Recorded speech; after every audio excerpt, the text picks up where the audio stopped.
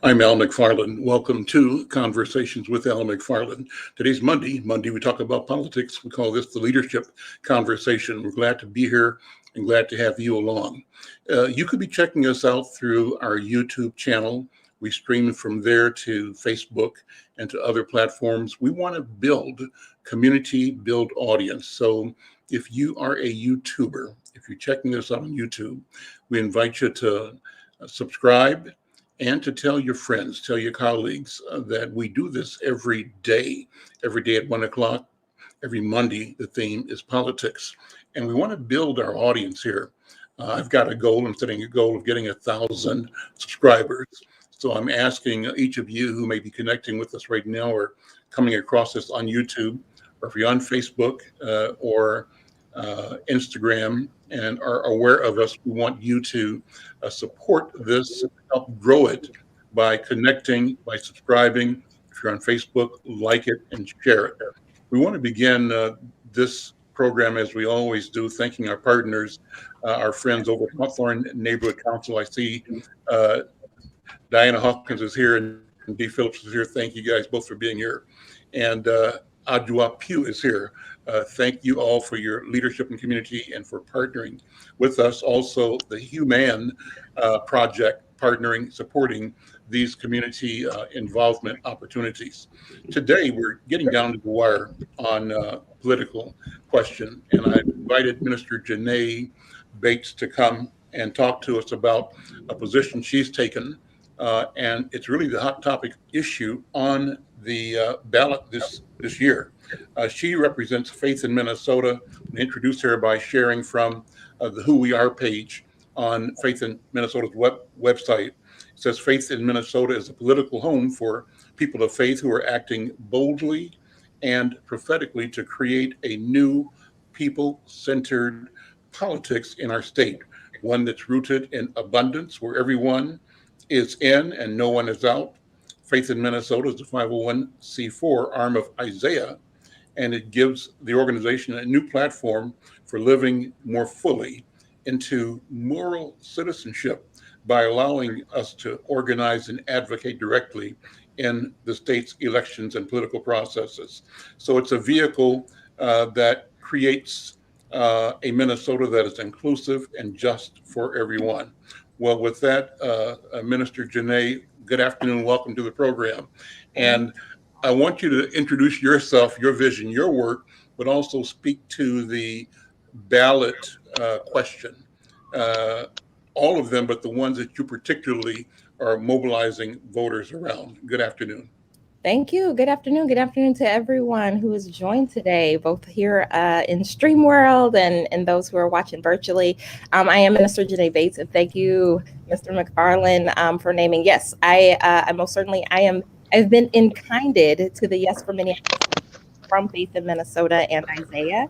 And so I am here representing Yes for Minneapolis, which means I am not speaking on behalf of myself, but instead on the 22,000 people plus who signed the petition to get ballot question two, to expand public safety, creating the Department of Public Safety on the ballot. And we are most certainly advocating that folks vote yes on question two, knowing that in the city of Minneapolis, the current Minneapolis Police Department and the armed police only response that the city has not been working, and it hasn't been able to keep people safe.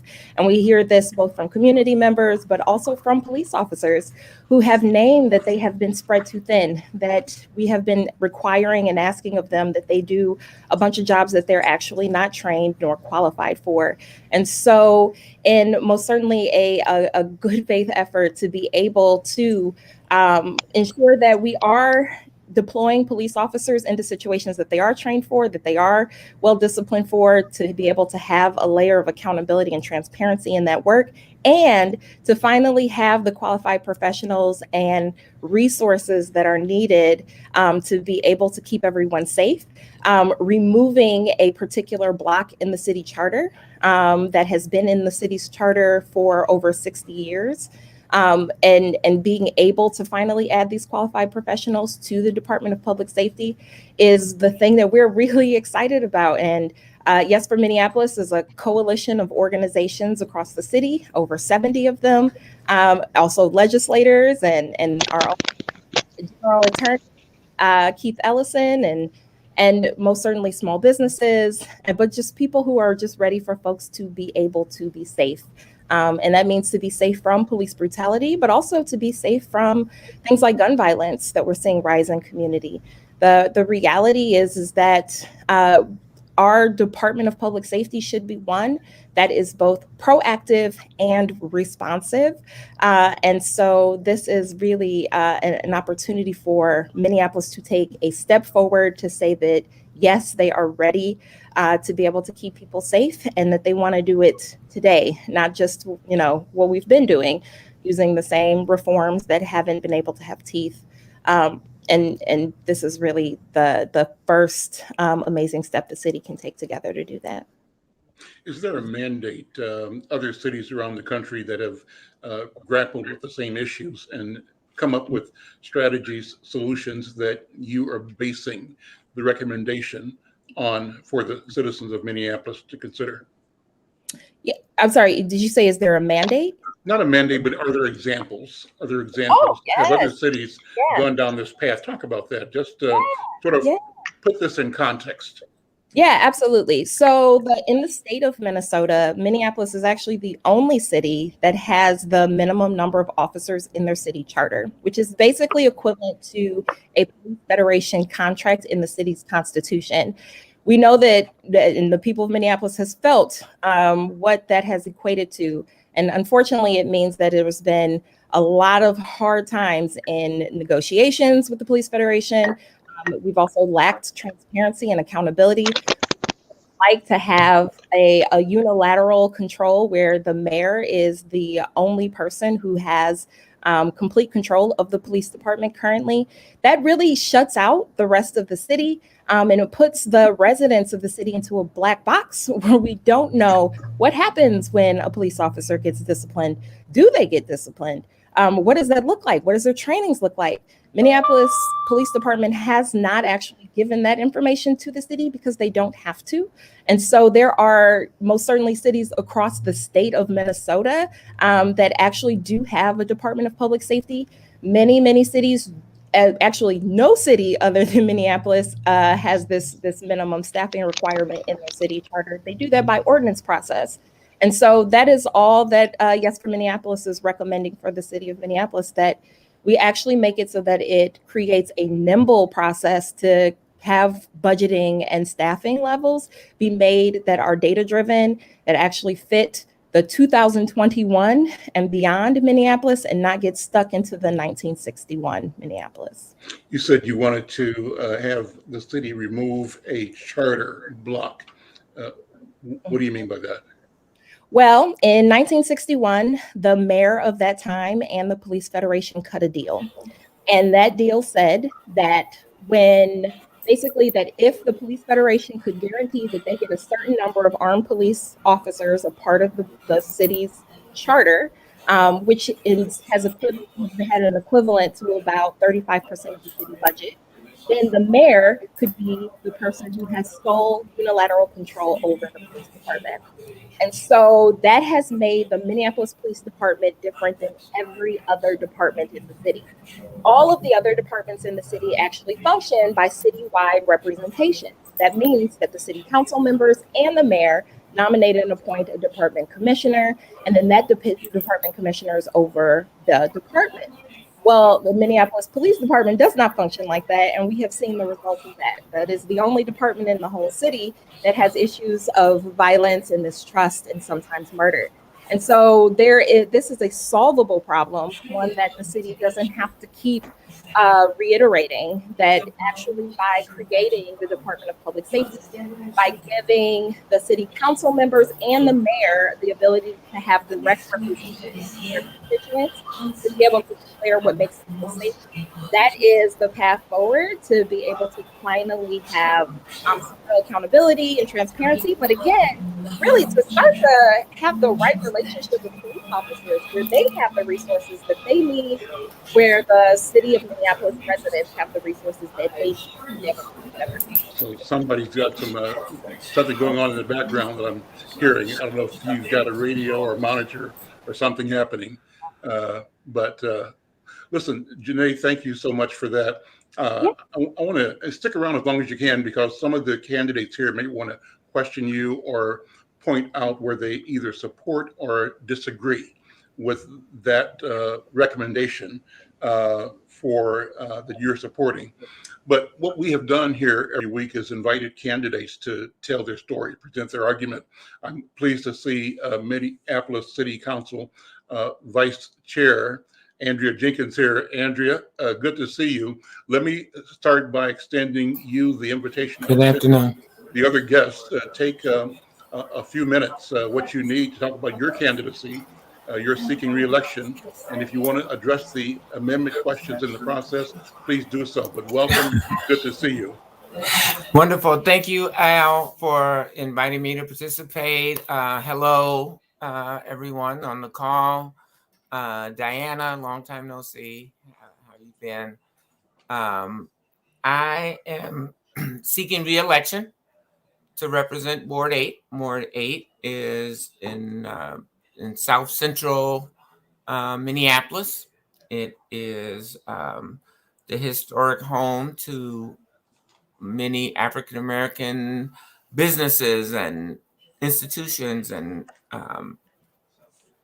community. It was one of the first parts of the city. Well, there was a lot of redlining, but in Minneapolis, in South Minneapolis, we saw Black homeowners able to kind of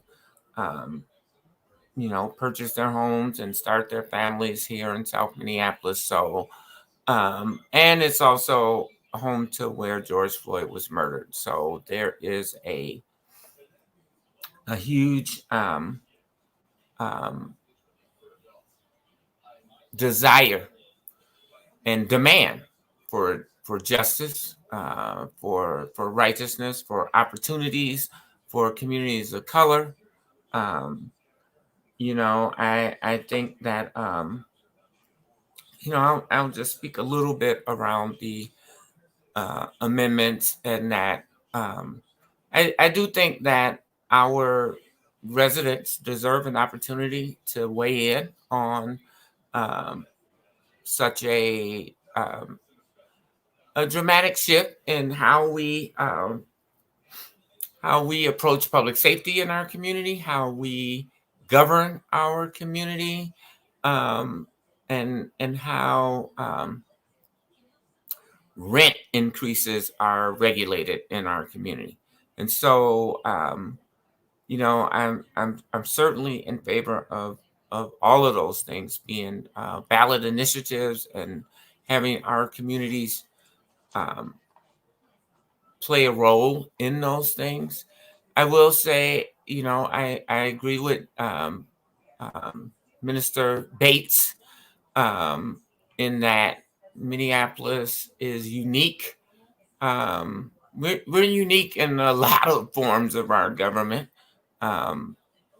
Historically, mayors are kind of the last stop. The buck stops here kind of thing in most cities, including the city right next door to us, St. Paul.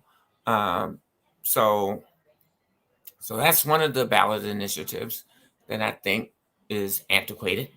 I also think that we have a 18th century police department, and we live in the 21st century. So we need to bring our police department, our public safety continuum together. The other night, I did a ride along with some EMT providers, emergency medical technicians. And it was fascinating to me being out on Friday night to see how EMT, fire department, and the police department work together. And I didn't go on any violent calls. They were all pretty, inebriation, medical issues, et cetera, et cetera. But even in those, and the officers were very, very professional, very, you know, courteous. I'm not sure if that was because I was on the scene or not, even though they didn't necessarily know who I was. But we know police can be professional. We know they can be respectful. We know they can be appropriate because they make millions of stops a year. And generally, the only people that have complaints is Black and brown people. So that's why I call for recognizing racism as a public health crisis, because, you know, the major challenges that I hear about the police are coming from communities of color. And on the same token, communities of color are saying, we want police. We don't want them beating our heads in. We don't want them pulling us over for no reason. We don't want them shooting our kids. We don't want them to, and if all of those things happen, we want them to be held accountable. I think that potentially, I want to be clear. If any of these things pass next Tuesday or whenever election day is, November 2nd, it's not going to change anything overnight. Unfortunate as it is, Black people will probably still get shot by the police. You know, and that's a symptom of our racist society. That's the only explanation that I can provide. But I want to be reelected because I want to be a part of this public safety conversation. I do think that the Office of Public Safety will give us an opportunity to try to bring the police department into the fold of the rest of the city. But what I will say, Minister, we can't put the disciplinary actions of any employee out in. I mean, their employees have rights. So, I mean, you know, so that's going to be a challenge to be talking about what's all the disciplinary actions that are happening to people. But people do need to be held accountable. Communities do need to understand how that is happening. And I want to be a part of that. And also want to be a part of really trying to make George Floyd Square the really appropriate international landmark that it deserves. And, you know, so that's why I'm seeking re-election. I care deeply about my community, and I want to be a part of helping us to heal and move forward. Madam Council Member, thank you for being here. You know, I want to ask you what your assessment is of the opinion of your team, your cohort in City Hall. I think the daily newspaper has criticized the lot as being not responsive, not listening to the voters, to the neighborhoods. And I don't know if any of my neighborhood colleagues want to weigh in, but I know that when the electeds are not around, the conversation, be quite frank, is often that the people that we have elected have not been responsive. They tend not to listen, not to hear, not to show up. So there's this sense that the council, as currently constituted, has not been as responsive as many residents would like. Now, of course, you know, if I'm talking just to a small sector of people, it could be the council sees many, many more than just us and feels like it's really on point in serving the broadest set of interests in the city. What's your take on that? How are you reading that? How are you feeling it in your seat as a leader and as you assess the entire performance or evaluation of the entire council that exists right now? You know, I will say prior to a global pandemic and the international uprisings that we've seen all around the country, this was one of the most active city councils in recent history for me, that I'm aware of. I think it's probably one of the most progressive councils in the nation, in terms of the policies, the anti-displacement work that we've been doing.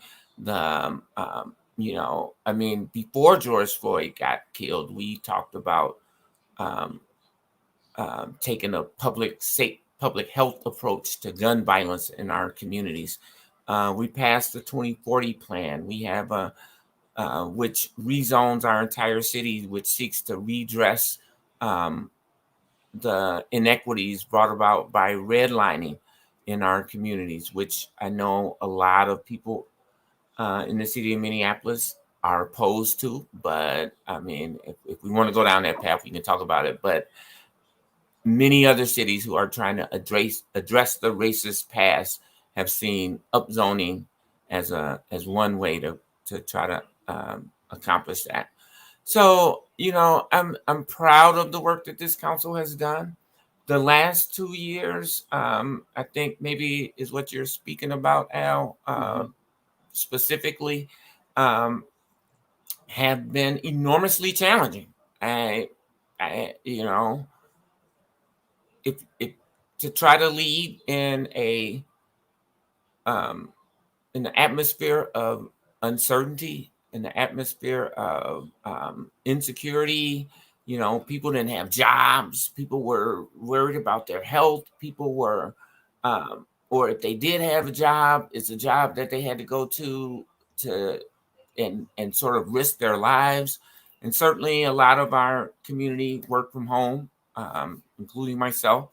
And so, um, but that's a whole new world, and we have all of these mental health challenges. So it's been a tough year. I'm not trying to make excuses around this council. Um, is there things that could have been done better? Absolutely, 100%. I would agree with that.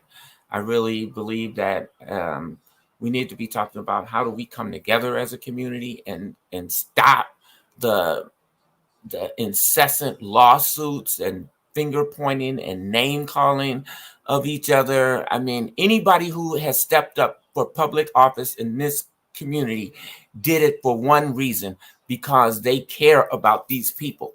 I mean, because the money is not equivalent to the labor that has to go into it, not even close. So, the main reason why, people are stepping up for this challenge is that they care, and I would hope that we can at least start from that premise, um, and then take people's words at face value. Um, yeah, it's been a tough year, Al, for this council, and I don't think we've done everything right. Um, but we have tried to respond um, in the moment, uncharted territories that are deeply challenging. And Minneapolis is not the only city. It's literally every city in this country. Same challenges across the board. Let me ask you then, Absolutely. just for specificity, council member, on question number one, creating a stronger executive. Your position is yes or no. What are you recommending? How are you going to vote? And what are you telling people that follow you to do? I'm going to ask this for all three questions. So sure. I'm generally not in the business of telegraphing my votes. Okay. But I will say this, just like I said on question number two. The residents have a right to weigh in, and I think if a measure like one were to pass, it would bring some more. It would bring some more accountability to City Hall. It would sort of eliminate this thing that happens. Oh, the mayor. Oh, the city council.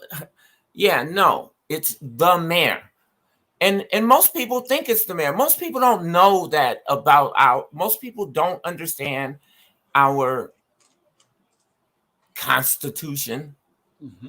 And why should they? I mean, like, people working 3 jobs, they taking their kid to dance classes, soccer practice, etc., etc.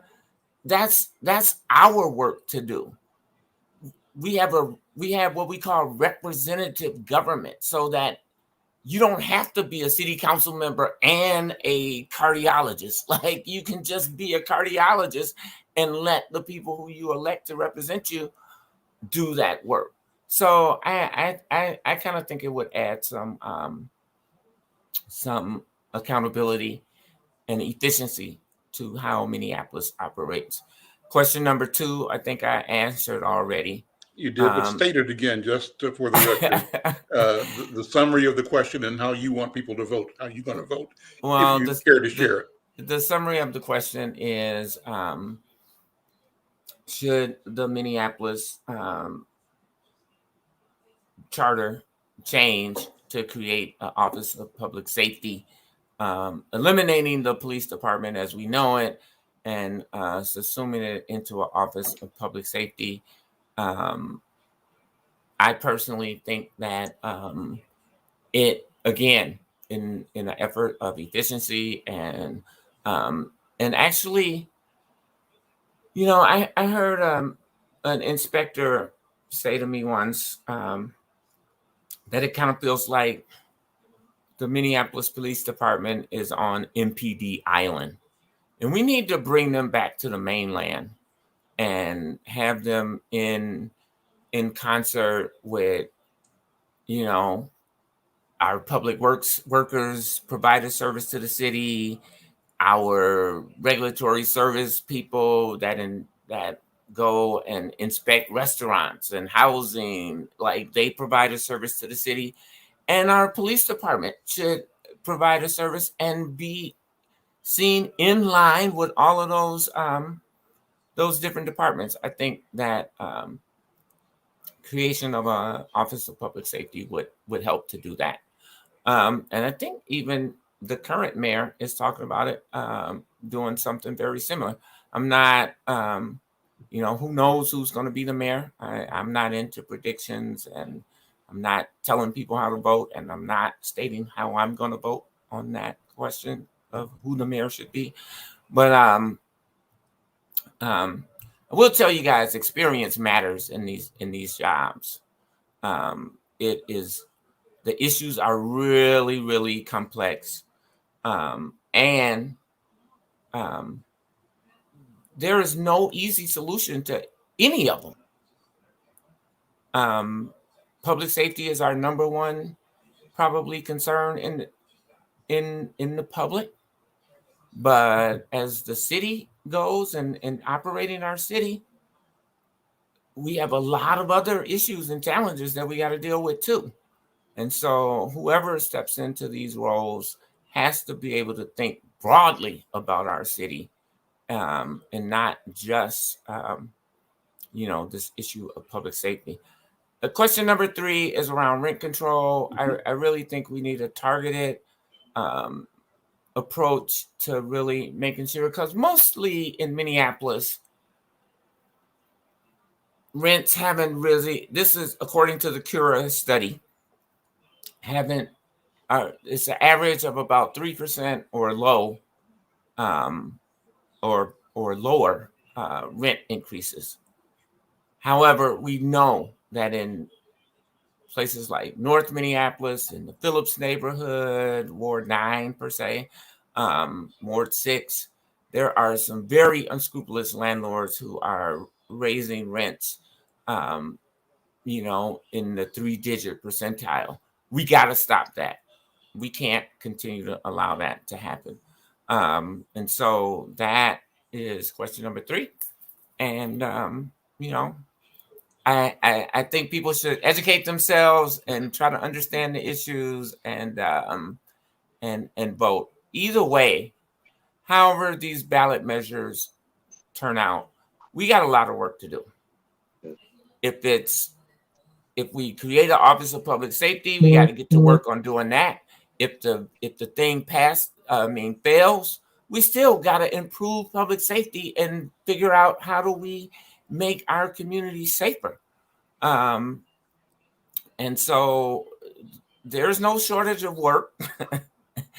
Everybody who is running for office, I'm really proud of you. Thank you for stepping up. But, and in the end, only 13 people are going to be elected to the council. And I just hope that everybody comes back in their communities, whether you win or lose, and help us move forward. And I need to go to my 1:30 meeting. Thank you which for is being about here. the budget, because I'm still trying to run the city right now. So there we go. Listen, thank you so much, council member.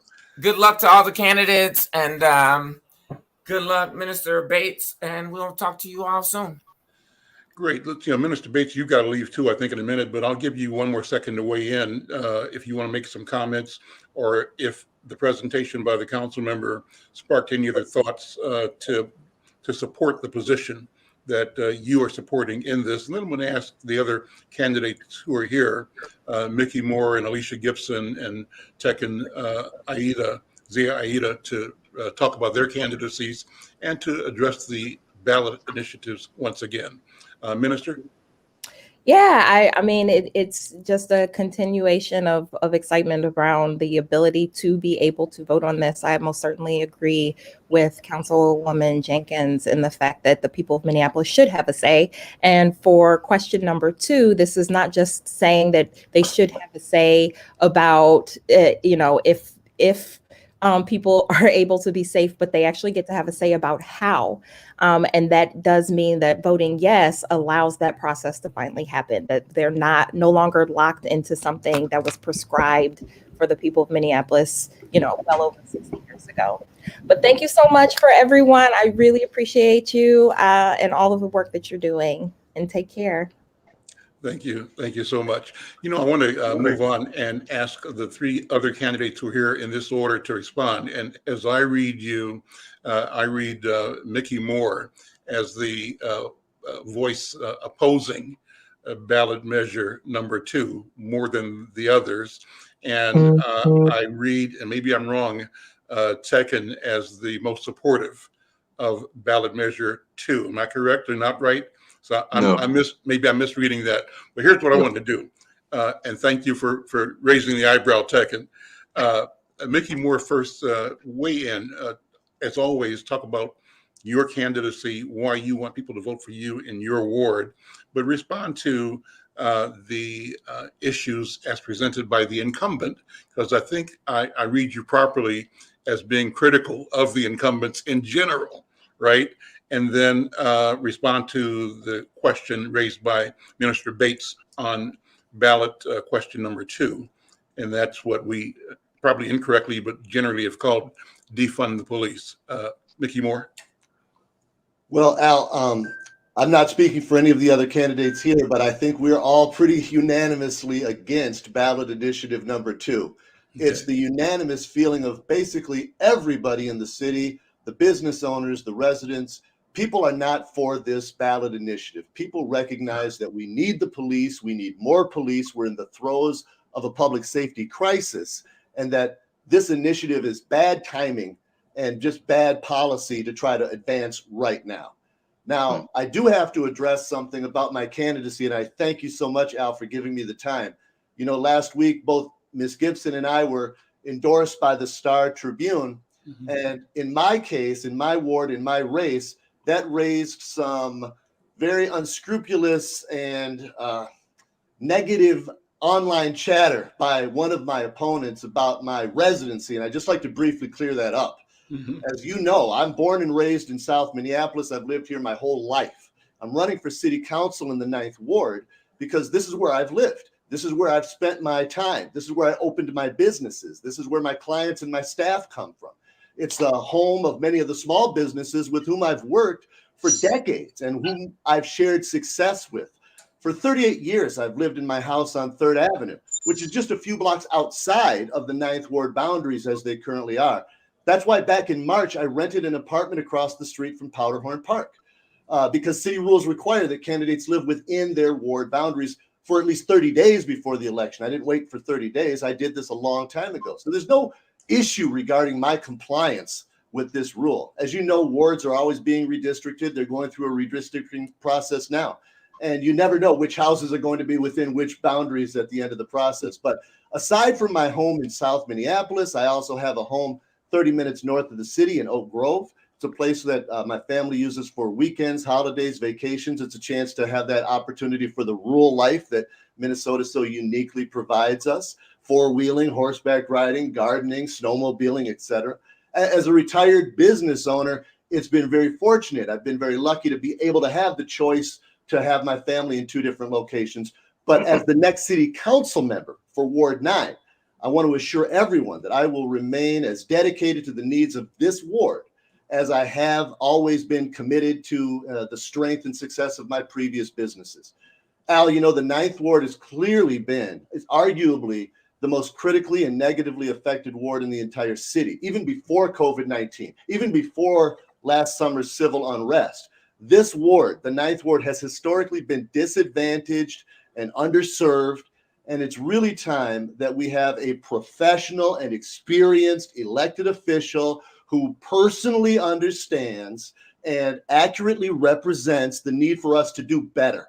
Now is not the time to gamble on some inexperienced, unproven, underprepared, extremist political agenda operator who will say anything to get elected, including spreading false stories. Now is the time for someone with a proven history of success and real accomplishment to make sure that we all get what we deserve.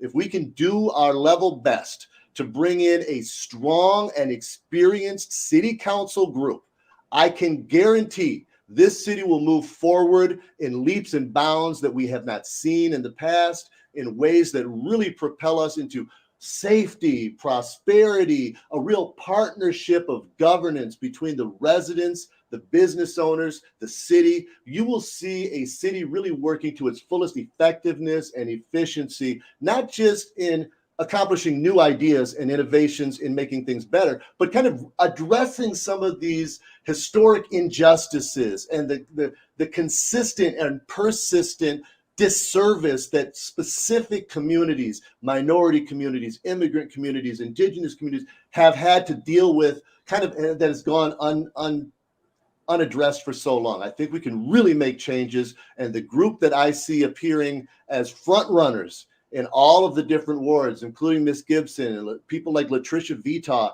and Christelle Porter, a lot of the people that were nominated and endorsed by the Star Tribune are really giving us hope and optimism for a strong, strong future of how our city governs. Tegan, who did the Tribune endorse in your ward? Well, the Star Tribune decided to write an advertisement for the incumbent. So, and it was unfortunate. One thing I will point out, and I only wish that the community was privy to the actual interviews, right?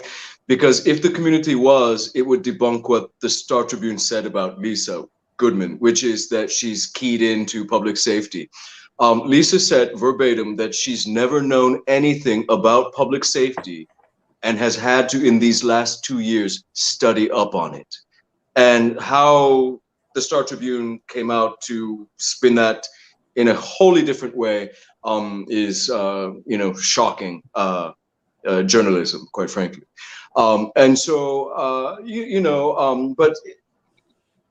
I was expecting that. I'm sure that the other candidate that was a part of it was also expecting it. It's extremely unfortunate. It kind of says that there are certain entities or powers in our city that are totally fine with the way things are going and have gone for the last 24 years and would gladly continue that forward. And I say that that's to the detriment of the entire community. I agree with Mickey so often when he applies his business person's mind because it matches my business person's mind. You know, again, I didn't just show up, right? I didn't just move here in order to run for office or to, you know, gain power and play with the levers of government. I have a long and beautiful, I would sometimes say glorious, right, track record of contributing to this community, both economically, culturally, philanthropically. Since 1996. I came, as most people know, 2 weeks after graduating from high school in 1994. You know, I was one of the people who pulled this community into the modern age, specifically when it relates to diversity and inclusion in my industry, which was advertising and whatnot. I would not have ended up in the historic book of Minnesota's African Americans if I wasn't this person already. And I am greatly honored. My family was honored that I was chosen, along with my former business partner, Nathan Youngerberg, to appear in that book with many, many other historic and well-known men and women of the African-American race in this state. And so, you know, I just ran into Steve Kramer of the Downtown Business Council. And we had a quick and impromptu meeting on Nicollet Mall where I was talking to him about the need for a new creative cohort for downtown, which will turn the narrative around for our city and rebrand us for the next era, which I have been talking about as the next Minneapolis miracle. And I believe that I obviously have those qualities and capabilities to continue this work, but in the public policy sphere.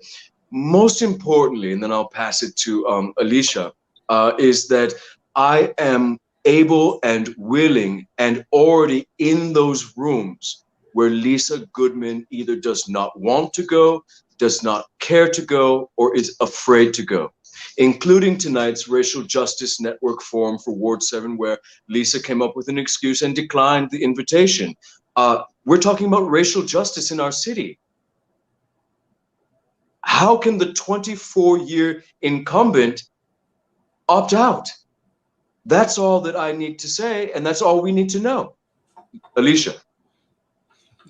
Good afternoon, Alicia. How are you? Thanks for being patient. Good to see you again. No, I'm always very happy to be able to sit in on these conversations and hear everybody else. If I was sitting on that editorial board and had to make the decision between Lisa Goodman and Tekken, it would have been very difficult for me. And I think Tekken is a really admirable person, and I'm just so grateful for him. And I hope that no matter what happens, that he continues to be a leader in our city. I know that he has served in the DFL inside of one of the Senate districts and tried to bring some sanity into there. Looks like he's like, I don't think I want to go back there again, but you know, maybe, but whatever happens, I hope that Tekken, I will be, whatever happens, I'll be calling you too. Okay. Let's collaborate regardless of who wins and who does not win on this one. And I also had wanted to say, I've actually not yet been able to be in a conversation with Vice President Jenkins. The question that Al, you asked her about, you know, how people perceive the current council and the incumbents. Mm-hmm. And I will say that I have a lot of friends. I know a lot of people that live in Ward 8 because it abuts Ward 10. And she is loved. And that's not just me saying that. You know, she is one of those outliers who does respond to people, who is very, very responsive and answers phones and emails and shows up. She shows up all the time in community. And, you know, I think that Tekken, you made really great points in his critique of Lisa Goodman. Lisa Goodman is also one of those people who always responds to people. So, you know, that she's one of those council members, you know, who. Oh, Alicia, don't belly up. Come on now. Well, that's the people that I know. She responds to me when I've sent her emails. You know, she responds to the most important people and the those with the most influence and power. You know, I mean, come with me along to the 7th Ward. I mean, I was just on Mount Curve at a meet and greet yesterday, and there were people on Mount Curve who say this is not the truth. So, you know, and again, too, that's our And job. just for Yeah. people that might not know what Mount Curve refers to, it's a rich neighborhood. Very. Right. Okay. But the point. Let Alicia finish. Let Alicia finish. Yeah. Yeah, and Tekken, I get it. You know, you have a much more insight. I would just say I've emailed her as a person who, you know, was from nowhere because I've not had a background in politics, and she, you know, she responded. So I think that there have been some council members who, on the issue of, you know, responding to emails and whatnot, do better than others. The point was that I would say Vice President Jenkins is really admirable in that regard, and that I would really look forward to serving with her, to learn from her and how she works with constituents. But also, you know, she's called for Truth and Reconciliation Commission processes as well, and that's one of the things that one of the reasons why I'm running. I, you know, lived in South Africa in the 1990s to learn about the Truth and Reconciliation Commission processes, and I think that we have experienced so many things here that if you just too large, I don't know how much we're really going to be able to accomplish. But I think that we could do this on the issue of policing and community violence and go precinct by precinct. And I would love to partner with her and, you know, let her lead and be a supporter in helping to make those things happen. This really brings up talking about this, the TRCs, and one of the reasons why I'm running. That's one of the reasons why I'm actually opposed to Amendment 2 personally, and why I don't think it's good governance at this point in time. You know, Mickey brought up that we're really experiencing a historic level of crime that increasingly, as I go out, people have been victims of crime right now. And to talk about these massive changes to policing with so little detail is really deeply frightening for people, and is actually, I think, setting us backwards in terms of what people are going to be capable of thinking about for reform. And so, what do you think? I mean, I've heard you say that a lot, and others are saying the same thing, that the details are woefully absent, inadequate, and so what the voters are being given is a promise, and it's a promise maybe. You know, maybe we'll look at, but the issues at stake are so critical that details matter here, and we're not getting that. But how can they do that? I mean, what do you think is in their mind, or do they believe that the voters are simply not paying attention, or are mad enough around political, ideological, motivations, that they will not look at detail and not examine what's being presented or not being presented in this ballot question? What do you think, Alicia? I think that they're presenting some notions around what it might look like. Some notion, so the phrase public health approach. As a person who's trained in the law, and I also have a PhD in comparative literature and cultural studies, and I've studied about 5 or 6 different languages, I have the particular lens of knowing that you can say a phrase like public health, and you can assume that people know what you mean, but the reality is people do not know what you mean, and that is actual work. It takes work to actually come to a consensus around language. I mean, that's what the whole field of law is about. And we haven't done any of that work on this particular amendment. So I would say that's the number one thing, is that we have to get to work around consensus on what language means and what kinds of things that we would want in a Department of Public Safety. I had a great conversation with the gentleman who recently moved here from Houston. And he said, so what's the deal with this Department of Public Safety? Is it just like better trained police? Because that's what we have in Houston. We have a Department of Public Safety, but it's better trained police. And it honestly turned this light bulb off in my mind that I was like, I don't really know, because there isn't going to be a police department anymore. So it is de facto the new police department, but it's also being discussed as though it is a bureaucratic umbrella that holds different kinds of departments. But that's not also how this is written. So I myself, if I really think about it, do not understand. And that is really important even if people say, well, we can take time to build it out. The one thing that they say they agree that has to happen in 30 days, because they offer no timeline for implementation. So everybody needs to be clear about that. There's no timeline for implementation included in this amendment. So that means it defaults to the state law, which is 30 days. So then they respond to that saying, well, the only thing that really has to happen is an interim department head. So think about this. If how you are defining what the Department of Public Safety is crucial, and even hiring an interim director, because if it is a replacement for police, then the job description is somebody who has law enforcement background and can oversee police and law enforcement. If it is a bureaucratic umbrella to coordinate different kinds of services, then that's a completely different job description as well. That is a person who has more of an administration and a bureaucratic background, who can really help us with communication level things. So that just is one example of that. This does not match up for me. I think when I talk to people, because there's a lot of people in 10 who might vote for this. I mean, it might win in 10, right?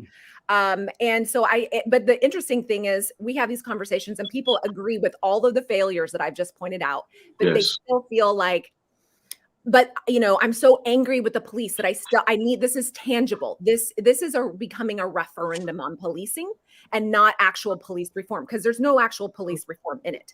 Sometimes people think that it means that we will now be able to undo the union contract, which is the real roadblock. But the truth is that according to Minnesota state law, that contract is not going to be touched at all by this change. So that's a problem that is being put off to another day.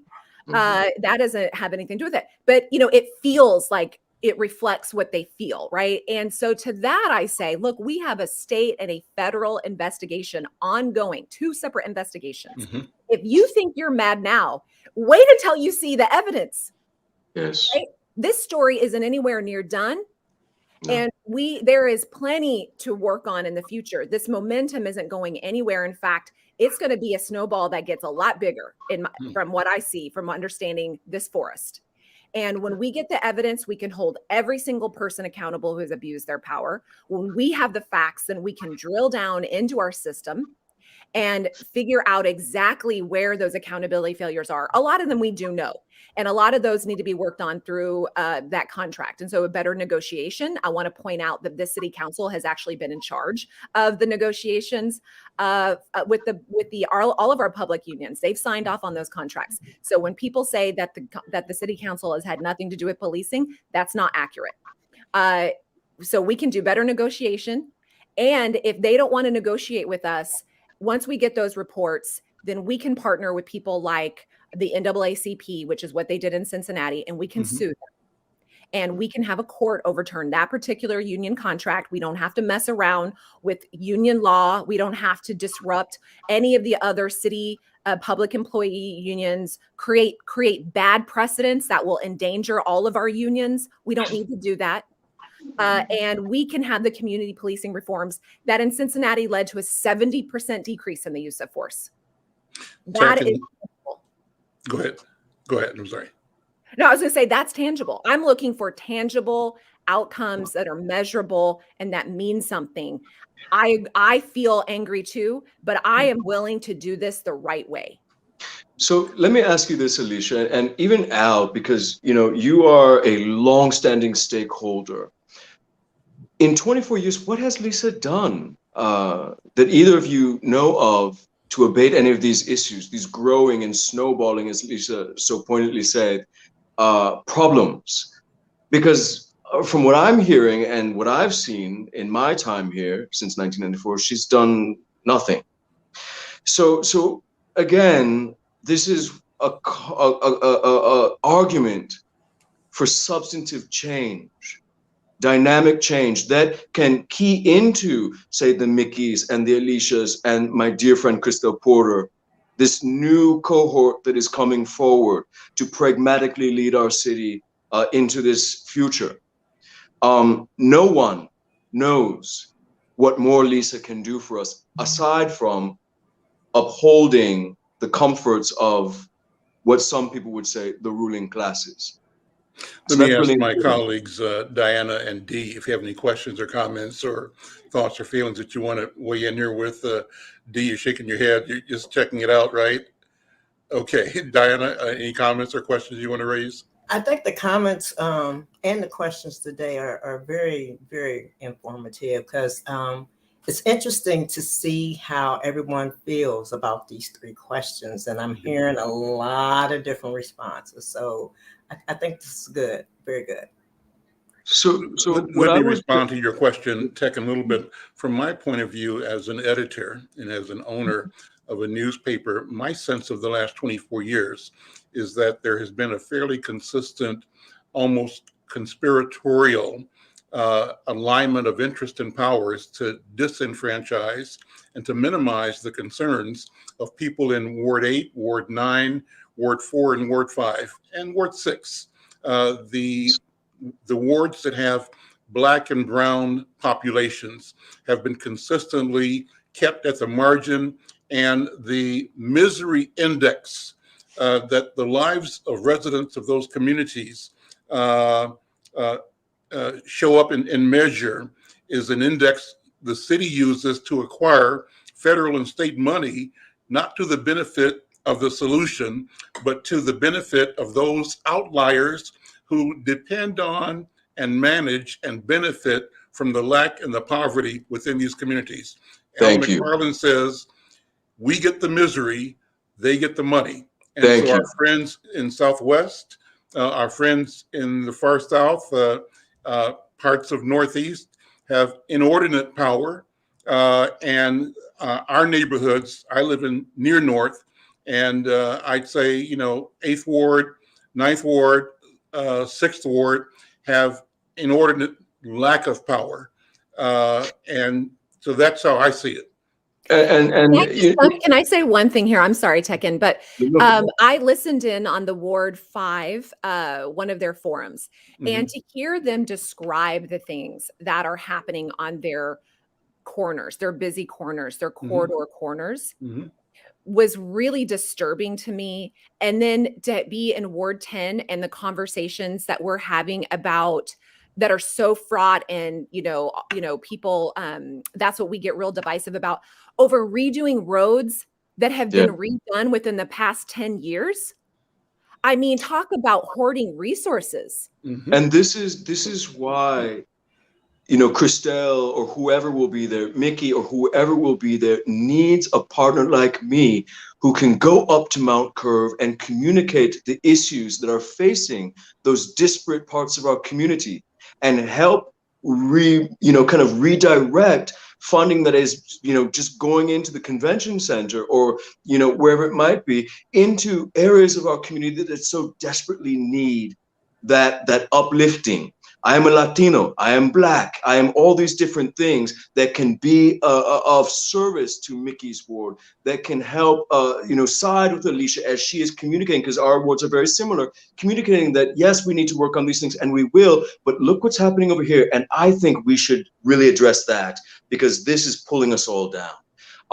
We could go on and on. I know we've just got a few more minutes, so I'll bounce back. And why, Tech, and if I could just piggyback on that point, Good.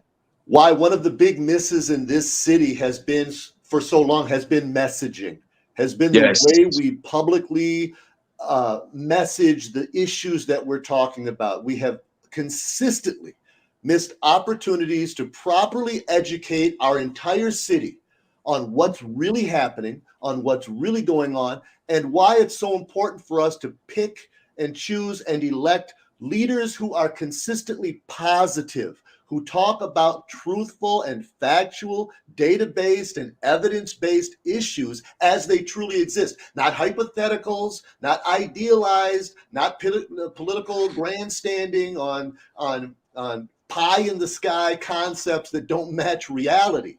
We need people who are pragmatic, who are grounded, who have a long history of having their hands sunk into the earth and the core of this city, who really kneaded the bread and watched it bake. That's right. And are part of what has created our system as it exists today and will be a part of what creates our solutions going forward. Al, if I may quick, I am a We're yes. down to 30 no, seconds yes. all the way around. You, Tekken, then Mickey, last 30, and Alicia, you get the last word, okay? I am a yes, no, yes candidate. However, that second question is so steeped in nuance and confusion. Most people in the 7th Ward are as confused as all of us as I am. Well, since I only have 30 seconds, let me just say that part of the second ballot initiative, the public safety ballot initiative, we all need to understand, if I can make one thing clear, the ideas that are encapsulated in changing our public safety system are available to us right now within our police department without jeopardizing the safety of our city going forward. We can make changes. We can improve and upgrade our police department as it exists today by creating real reform and significant improvements. And that's gonna benefit everybody without putting us at further risk. But it's the emotional and moral nuance that's confusing people. Alicia, last words are yours. You're muted. You're muted. I was going to say, I don't need to add anything to this. These two gentlemen have said it all. I'm very honored to be on this call with all of you. Listen, thank you all so very much. Thank you, Diana. Thank you, Dee. I'm Al McFarlane. This is Conversations with Al McFarlane. Remember, if you're checking us out on YouTube, subscribe. We want to grow our YouTube audience to 1,000. That's my goal. I'm putting it out there and expecting it. I need your help. I'm asking you to help make this happen. I want to also grow our engagement on Facebook and Instagram, on Twitter. And if you know how to do it, help me do it. Give me a call. I'm Al McFarlane. We'll see you next time. Thank you. Bye.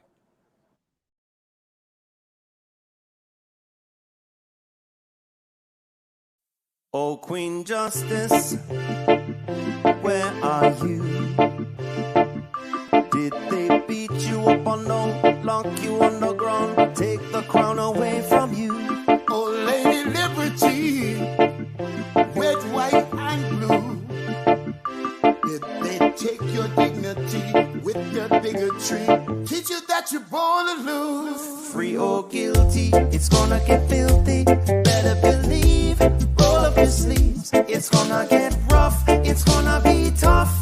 We all agree, we've had enough. We've had enough of all the rules you break. We've had enough of all the money you make. We've had enough. No more life at stake. We've had enough. This is a proclamation. It's been 400 years and we're 400 late. Together we stand from state to state. Going back in time won't make America great. We need justice now, people won't wait. Action, no more distraction. Every step we take, we gain traction. If it can happen to one, it can happen to all.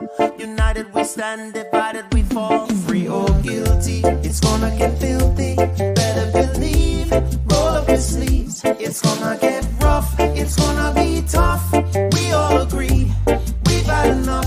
We've had enough of all the rules you were breaking. We've had enough of all the money you were making. We've had enough. No more life gets taken. We've had enough. This is a proclamation. Free or guilty, it's gonna get filthy. You better believe, just roll up your sleeves. It's gonna get rough, it's gonna be tough. We all agree, we've had enough. We've had enough of all the rules you're breaking. We've had enough all the money you're making. We've had enough. No more life gets taken. We've had enough. This is the proclamation. We've had enough. Trayvon Martin and Tommy Rice. We've had enough. Michael Brown and Eric gonna pay the price. We've had enough. Philando, Breonna, George Floyd. What? We've had enough. So many gone. How can we fill the void? How can we feel? We've had enough. John Crawford, I know you've heard. We've had enough. Sandra Bland, come on and take a stand. We've had enough. Sean Bell, what the hell? We've had enough. Freddie Gray, did you hear what I said? We've had enough. This is a proclamation.